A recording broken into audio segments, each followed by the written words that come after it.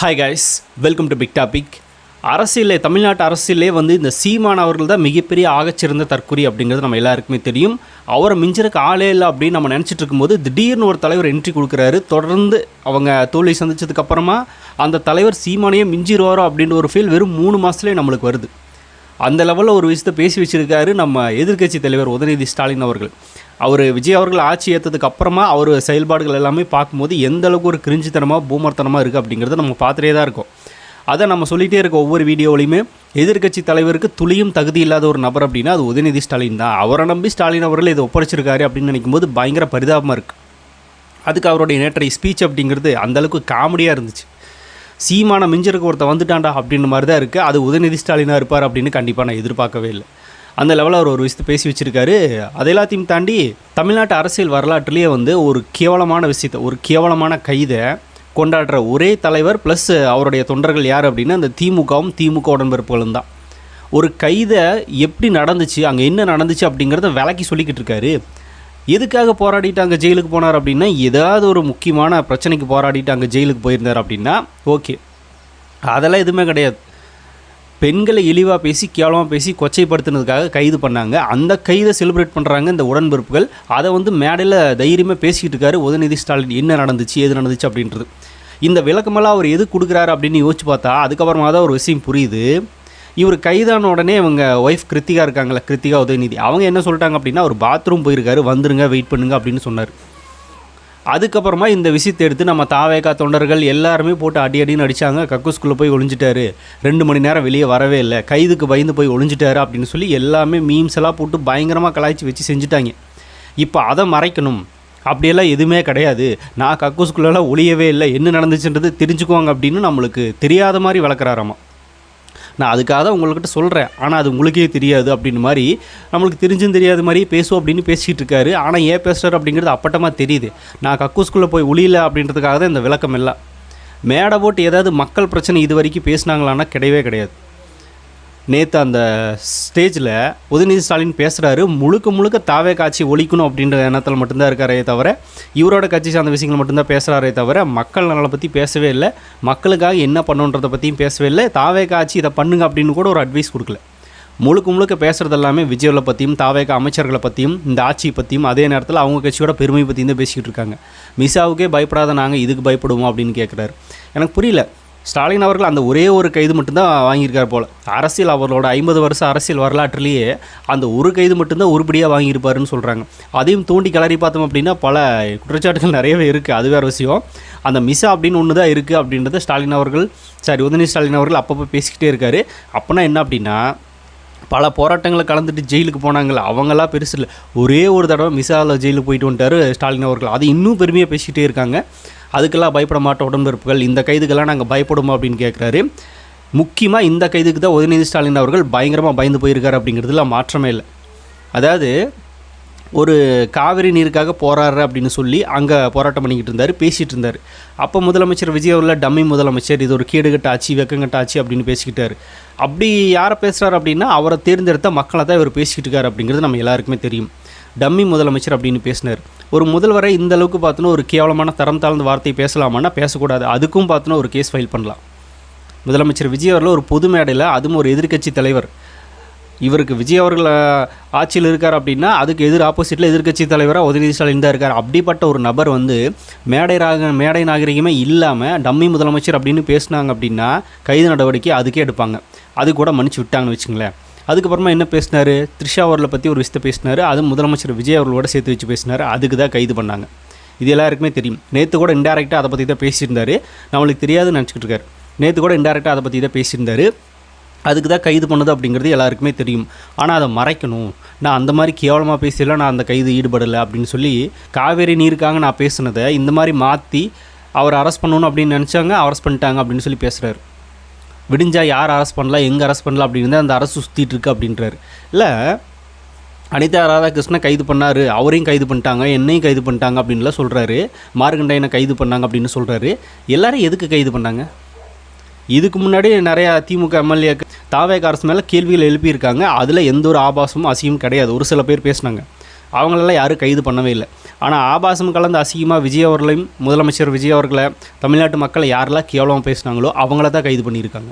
எல்லாருமே கைது பண்ணல. அப்படி பார்த்தா திமுகவில் யார் பேசினாலும் எல்லாருமே தூக்கி உள்ள வச்சுருக்கணுமே.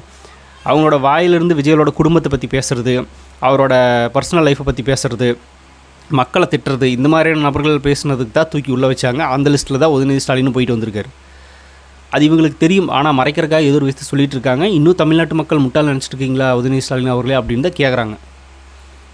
என்னத்த சொல்வீங்க? இதில் சொல்கிறாரு, தஞ்சாவூர் காவல் நிலையத்திலேருந்து வந்துட்டாங்க, எல்லோரும் வெளியே தான் வெயிட் பண்ணுறாங்க. நான் அப்போ தான் தூங்கி எந்திரிச்சோடனே கேட்டேன், சார் என்னாச்சு சார் அப்படின்னு. சார் இந்த மாதிரி நேற்று நீங்கள் தஞ்சாவூரில் பேசியிருந்தீங்க, அதுக்கு கைது பண்ணுறக்கு வந்திருக்கோம் அப்படின்னு சொல்லியிருக்காங்க. சரி வெயிட் பண்ணுங்கள், இப்போ தான் எந்திரிச்சிருக்கு அப்படின்னு உள்ளே போயிட்டாராமா. உள்ளே போய் என்ன பண்ணாராமா, ஏதாவது வெளியே ட்ரெஸ்லாம் மாட்டிட்டு வெளியே கெத்தாக வந்து கைது பண்ணுங்க என்ன அப்படின்னு சொல்லி நின்றுருப்பாங்கன்னு நினச்சா அப்படிலாம் ஒன்றும் இல்லை. போனோன்னே யாருக்கு ஃபோன் பண்ணியிருக்காரு அப்படின்னா வழக்கறிஞருக்கு ஃபோனை பண்ணியிருக்காரு. திமுக வழக்கறிஞர்கள் அணி இருக்கலாம், அந்த அணிக்கு கால் பண்ணியிருக்காரு பயந்துட்டு. இந்த மாதிரி கைது பண்ண வந்திருக்காங்க, உடனே வந்துருங்க, நான் 2 மணி நேரம் உள்ளே பார்த்தோன்னா ஒரு லேட் பண்ணுற மாதிரி பண்ணிக்கிட்டு இருக்கேன், நீங்கள் டக்குன்னு வந்துருங்க, இங்கேயே பேசி அமுச்சிடலாம் அப்படின்னு மாதிரி உள்ளே போய் ஃபோன் பண்ணி பயந்துட்டு அவங்கள வர வச்சுருக்காரு. இப்போது நான் கைதுக்கெல்லாம் பயப்பட மாட்டேன், உடன்பரப்புகள் அதுக்கெல்லாம் பயப்படுற ஆள் கிடையாது, நாங்கள் மிஸ்ஸாவே பார்த்தோங்க அப்படின்னு பேசுகிறாருல்ல. அப்போன்னா நீ வந்த உடனே கிளம்ப வேண்டியதானே? எதுக்கு 2 மணி நேரம் பார்த்தோன்னா அவங்கள வெயிட் பண்ண வச்சுட்டு இருந்தேன் வழக்கறிஞர் அணி வர வரைக்கும்?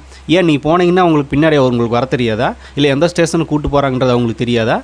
என்ன கூட்டு போய் என்ன பண்ண போகிறாங்க? தூக்கில் போட போகிறாங்களா? ஒன்றும் கிடையாது, விசாரணைன்னு கூட்டு போனாங்க, அவ்வளோதான். கைதுக்கு பயப்படல அப்படின்னா இம்மிடியட்டாக அப்படியே என்னை கைது பண்ணுங்கன்னு கையை விலங்குல மாட்டுங்க அப்படின்னு சொல்லி கூட கேட்டிருக்கணும். இல்லை சார் இதுக்கெல்லாம் விலங்குல சும்மாவே வாங்கினது அவங்க கூப்பிட்டு போயிருப்பாங்க. அந்த தெம்பு திராணம் எல்லாம் இல்லாமல் உள்ளே ஓடி போய் லாயருக்கு கால் பண்ணிட்டு வெளியே வந்து அவங்க வந்ததுக்கப்புறமா சட்டப்படி இதுக்கு என்ன பண்ணலாம் அப்படின்னு சொல்லி வெளியே பேசிக்கிட்டு இருக்காங்களாமா. அப்புறம் உடனே நான் வந்து வேநேரி போகிறேன் அப்படின்றார். ஆமாம், வேநேரி போனீங்க, ஒன்றும் பிரச்சனை இல்லை, அங்கே போய் கையெல்லாம் கட்டிக்கிட்டு இருந்தீங்க, தொண்டர்கள் எல்லாம் குவிஞ்சிட்டாங்க. எதுக்கு அப்படின்னா முன்னாடி பிளான் போட்டாங்க, என்ன கைது பண்ண போகிறாங்க, எல்லாருமே வந்துருங்க அப்படின்னு ஆல்ரெடி எல்லாருக்கும் தகவல் அனுப்பியாச்சு, அவங்களும் வந்துட்டாங்க. அப்புறம் போகிற வழியில் வேறு தொண்டர்களோட வரவேற்பாமல் ரோட் ஷோ வந்து எங்களுக்கு ஃப்ரீயாக நடத்தி கொடுத்துச்சு இந்த அரசு அப்படின்னு சொல்கிறாரு. அதுக்கு பேர் ரோட் ஷோ இல்லையா? பெண்களுக்கு கேவலமாக பேசி அசிங்கமாக பேசினாங்க, அதை கைது பண்ணிட்டு போகிறாங்க உதயநிதி ஸ்டாலின் அவர்கள் அப்படின்னு தான் பேசினாங்களே தவிர காவேரி தண்ணீருக்காக போராடிய உதயநிதி ஸ்டாலின் அவர்களை கைது பண்ணல அப்படின்னு அதுலேயும் வரல. நியூஸில் கூட அப்படி வரல. நியூஸில் கூட வந்தது என்ன அப்படின்னா விஜயல் பற்றி ஒரு நடிகையோட ஒப்பிட்டு கேவலமாக பேசினார், அதுக்கு தான் கைதுன்னு தான் நியூஸே வந்துச்சு. தமிழ்நாட்டு மக்களும் பார்த்துட்டு தான் இருந்தாங்க. அதுக்கு தான் கைது பண்ணி போகிறாங்க அப்படின்னு ஒரு இருக்கிற எல்லாருமே பார்த்தாங்க. இதில் போகிற வழியில் தொண்டர்கள் இளநீர் டீ இதெல்லாம் கொடுத்தாங்களாமா, எனக்கு மட்டும் இல்லை காவலர்களுக்கு கொடுத்தாங்க அப்படின்னு. இதில் என்ன பெருமை வேண்டி கிடக்கு? இதில் என்ன பெருமை? இதையெல்லாம் வந்து வெளியே ஸ்டேஜில் பேசிக்கிட்டு இருக்காரு. அப்போ நாங்கள் அங்கே போகிறதுக்குள்ளே இதை உடனே வந்து கோர்ட்டில் இந்த வழக்கை சப்மிட் பண்ணி அவசர அவசரமாக விசாரிக்க சொல்லி அடுத்த ஸ்பாட்டில் ஈவினிங்கே பார்த்தோன்னா வெளியே கொண்டு வந்தாங்க. நீ அந்த கோர்ட்டில் ஏறி இருக்க வேண்டிய அவசியமே கிடையாது. கூட்டு போய் விசாரிச்சுட்டு அவங்களே கூட்டிகிட்டு வந்து விட்டுருப்பாங்க. இல்லை நீங்கள் கிளம்புங்க அப்படின்னு சாயந்தரம் அவங்களே விட்டுருப்பாங்க. நீ கோர்ட்டுக்கெல்லாம் போக வேண்டிய அவசியமே கிடையாது. பயந்துட்டு கோர்ட்டு கூடியிருக்காங்க. ஒரு இந்த விஷயத்துக்கெல்லாம் வந்து ஏதாவது ரிமைண்ட் பண்ண போகிறாங்களா? ஒன்றும் கிடையாது. எதுக்கு அப்படி பேசுனீங்க, இனிமேல் பேச மாட்டேன்னு சொல்லி எழுதி கொடுங்க, மன்னிப்பு கடிதம் கொடுங்க அப்படின்னு சொல்லி போய் விசாரிச்சுட்டு எழுதி கொடுத்துட்டு சாயந்தரம் அனுப்பிடுவாங்க. இதுதான் நடக்கும். ஆனால் இதுக்கே பயந்துட்டு கோர்ட்டு கூடியிருக்காங்க. யார்? எதிர்கட்சி தலைவர். நாங்கள் கைதுக்கே பயப்பட மாட்டோம் அப்படின்றவர். கைதுக்கே பயப்பட மாட்டோம் அப்படின்னா நீ எதுக்குப்பா?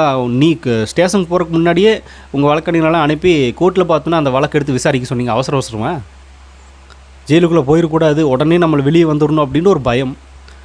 உள்ளதாக போய் இருந்து பார்க்குறது. நீங்கள் தான் கைதுக்கு பயப்பட மாட்டீங்களே, உள்ளே இருந்துருக்கலாமே. உள்ளதாக இருக்கக்கூடாதுன்னு தான் நாங்கள் அதை பண்ணோம். இங்கே உள்ளே வச்சுருவாங்களோன்னு பயத்தில் தானே அவங்களெல்லாம் வர சொல்லி கோர்ட்டுக்கெல்லாம் ஓட சொன்னோம். அதுதானே ரியாலிட்டி. இது எல்லாருக்குமே தெரியும். இவர் ஈவினிங்கே வெளியே வந்துட்டார், அதனால் பயங்கரமாக பேசிக்கிட்டு இருக்காரு. உள்ளேயே வச்சுருந்தாங்கன்னா தெரிஞ்சிருக்கும் பயம் என்னென்னு. அப்புறம் இன்னொரு விஷயத்தை பேசினார், இந்த அன்பானந்தமா அறிவானந்தமா அப்படின்னு ஒரு தற்குறி.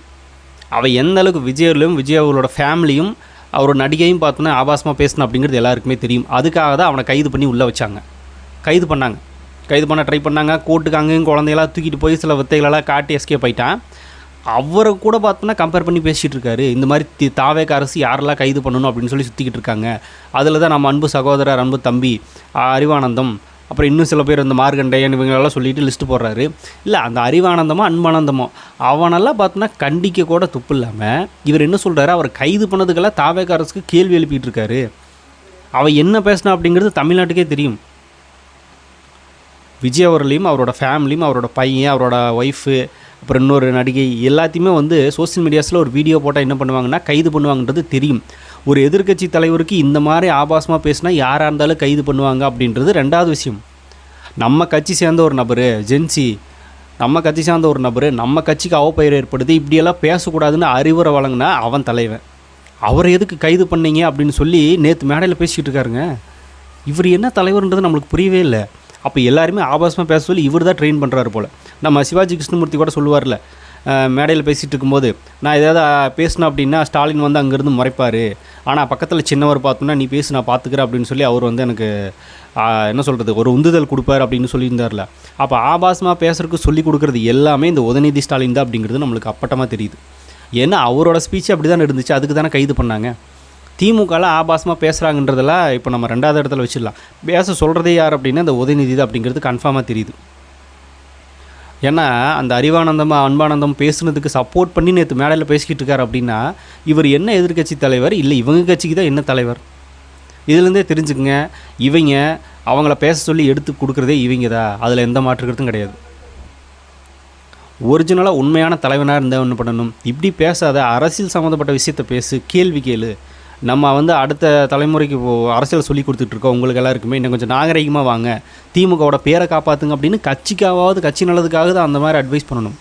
ஆனால் அதை விட்டுட்டு அவர் கைது பண்ணதுக்கு எங்களெல்லாம் கைது பண்ணுறாங்க அப்படின்னு எல்லாம் யார் அப்படின்னா இந்த அன்பானந்தம் அறிவானந்தம் அவன் இந்த உதயநிதி ஸ்டாலின் மார்கண்டையன் அனிதா ராதாகிருஷ்ணன் இவங்க எல்லாரும் யார் அப்படின்னா குடும்பங்களை ஆபாசமாக பேசுகிறது, அசிங்கமாக பேசுகிறது, ஒருமையில் பேசுகிறது, குடும்பங்களை பற்றி தப்பான விஷயங்களை பேசுகிற நபர்கள் தான் இவங்க எல்லாருமே. இவங்களை கைது பண்ணதுக்கு நேற்று மேடையில் பேசுகிறாருங்க. ஐயோ சாமி முடியல. நீங்களாம் என்ன எனக்கு தெரிஞ்ச உண்மையாலுமே திமுகன்ற கட்சி எப்படி இருந்துச்சு அப்படிங்கிறது எல்லாருக்குமே தெரியும். எல்லாருக்குமே ஒரு காலத்தில் திமுகவை பிடிக்கும். ஆனால் இப்போ இந்த ஸ்டாலின் அவர்கள் ஆட்சிக்கு வந்ததுக்கப்புறமா திரு உதயநிதி ஸ்டாலின் பண்ணுற அட்டகாசங்களெல்லாம் பார்க்கும்போது திமுக பேரை கிடக்கிறதுக்கு வெளியே இருந்தெல்லாம் யாரும் தேவையில்லை, இவங்களே போதும். ஏன்னா திமுகவோட அழிவுக்கு காரணம் இவங்க தான் அப்படிங்கிறது தெரியும். ஆனால் தாவேக்கா வந்து அழிச்சிருச்சு, கொஞ்சம் அசால்ட்டாக இருந்துட்டோ உள்ளே பூந்துட்டாங்க அப்படின்னு. நீங்கள் நிறையவே அசால்ட்டாக இருந்துட்டீங்க, அதனால தான் தாவேக்கா உள்ளே வந்துருச்சு. ஒரு எதிர்க்கட்சி தலைவர் மாண்பாக பேசுங்க அப்படின்னு ஒரு அட்வைஸை கூட கொடுக்காம கேவலமாக பேசின நபர்களுக்கு ஆதரவு தெரிவிக்கிறார் அப்படின்னா இவர் தலைவரும் இல்லை, ஒரு அந்த கட்சிக்கும் தலைவர் கிடையாது, எதிர்க்கட்சி தலைவரும் கிடையாது, இன்னும் சொல்ல போனால் ஒரு மனுஷனே கிடையாது அப்படின்னு தான் நான் சொல்லுவேன். விஜயாவில் எங்கேயாவது இப்படி பேச சொல்லியிருக்காரா? எங்கேயாவது இப்படி பேசி பார்த்துருப்போமா? எங்கேயுமே பார்த்துருக்க மாட்டோம். ஒரு எதிர்க்கட்சி தலைவர் அந்த பொறுப்பில் இருந்துக்கிட்டு இந்தளவுக்கு ஆபாசமாக பேசிட்டு கைதானிட்டார். அதே மாதிரி பேசின நபர்களும் கைது பண்ணதுக்கு சப்போர்ட் பண்ணிவிட்டு ஒரு மேடையில் நின்று பேசிக்கிட்டு இருக்காரு. இவர் தான் பார்த்தோன்னா வந்து என்ன சொல்கிறது ஜென்சி கிட்ஸ்க்கு அரசியல் தள்ளி போகிற சொல்லித்தர போகிற முகரைங்க அப்படின்னு சொல்கிறாங்க. நேற்று பேசுனது பூராமே முழுக்க நான் கைதுக்கு பயப்படலை அப்படின்றதுக்காக தெரியப்படுத்திருக்காங்க மட்டும்தான். உடன்பிறப்புகள் கொஞ்சம் தைரியமாக இருக்கணும் அப்படின்றதுக்காக ஃப்ரீயாக ரோட் ஷோ நடத்துனாங்களாமா. நியூஸ் சேனல்ஸில் போட்டு கிழிச்சாங்க. பெண்ணை ஆபாசமாக பேசிட்டு ஜெயிலுக்கு போயிட்டுருக்காரு அப்படின்றது தமிழ்நாடே பார்த்துச்சு, இந்தியாவே பார்த்துச்சு. காரி துப்பிட்டு இருக்காங்க. இவங்க அதை வந்து பெருமையாக பேசிக்கிட்டு இருக்காங்க. என்ன அது திமுக இப்படி போயிடுச்சு, இப்படி ஆயிடுச்சே அவங்க நிலைமை அப்படின்னு தான் சொல்ல தோணுது. இந்த ஆபாச நிதிக்கு ஆபாசமாக பேச தெரியறது மட்டும் இல்லை, ஆபாசமாக பேசணும்னு சொல்லி கொடுக்குறதும் இவர் தான் அப்படிங்கிறது கன்ஃபார்மாக தெரியுது. இனி எங்கே எவன் ஆபாசமாக பேசினாலும் அதுக்கு முக்கியமான காரணமே உதயநிதி ஸ்டாலின் தான் அப்படிங்கிறத யாரும் மறந்துடாதீங்க அப்படின்றது இந்த வீடியோ மூலமாக நான் சொல்லிக்க விரும்புகிறேன். நேற்று கக்கூசில் பயந்து ஒளிஞ்சிக்கிட்டு நான் ஒளியலை அப்படின்னு சொல்கிறக்காக மட்டும்தான் அந்த மேடை ட்ராமாவில் இந்த பேச்செல்லாம் நடந்துச்சு அப்படிங்கிறது கன்ஃபார்ம் அப்படின்னு யாரெல்லாம் நினைக்கிறீங்க அப்படிங்கிறத கமெண்ட்டில் சொல்லுங்கள். நம்ம சேனலை மறக்காமல் சப்ஸ்கிரைப் பண்ணிவிட்டு ஒரு லைக் பண்ணிவிட்டு ஷேர் பண்ணிக்கோங்க. மிக முக்கியமாக அந்த ஹை பட்டனை தட்டி விடுங்க, அப்போ தான் நிறைய விட்டு வீடியோ போய் சேரும். ஒரு சின்ன ரிக்வஸ்ட், அது சேனலை சப்ஸ்கிரைப் பண்ணி வச்சுக்கோங்க. நிறைய பிக் டாபிக்ஸ் பொலிட்டிக்கல் நியூஸ் அப்படின்னு நிறைய நம்ம சேனலில் திறந்து வரும்.